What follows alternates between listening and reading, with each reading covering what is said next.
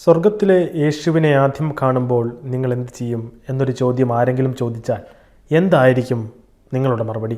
എന്നാൽ ടെക്സസിലെ കോപ്പലിലുള്ള cent an Catholic ഇടവകയിലെ creative team ഇങ്ങനെയൊരു ചോദ്യം ജീവിതത്തിൽ ആരെങ്കിലും ചോദിച്ചാൽ പറയേണ്ട ഉത്തരം പ്രാക്ടിക്കലായി തന്നെ ചെയ്ത് കാണിച്ചിരിക്കുകയാണ്. ദേവാലയത്തിൻ്റെ മുറ്റത്ത് കൈകൾ നീട്ടിയിരിക്കുന്ന യേശുവിൻ്റെ ഒരു വലിയ രൂപം ആദ്യം സ്ഥാപിച്ചു.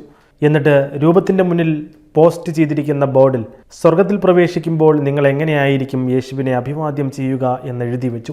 സംശയമില്ലാതെ ഇടവകയിലെ വിശ്വാസികളും വൈദികരും പ്രതികരിച്ചു.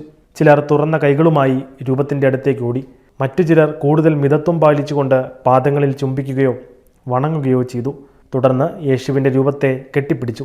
ഈ പ്രതികരണങ്ങൾ അടങ്ങുന്ന വീഡിയോ ഇടവകയുടെ സോഷ്യൽ മീഡിയ അക്കൗണ്ടിൽ പോസ്റ്റ് ചെയ്തതോടെ ഇത് വൻതോതിൽ വൈറലാവുകയായിരുന്നു. എൻ്റെ ഇടവകയിലും ഇത് ചെയ്യണമെന്ന് ഞാൻ ആഗ്രഹിക്കുന്നു എന്നായിരുന്നു ഒരാളുടെ കമൻറ്റ്.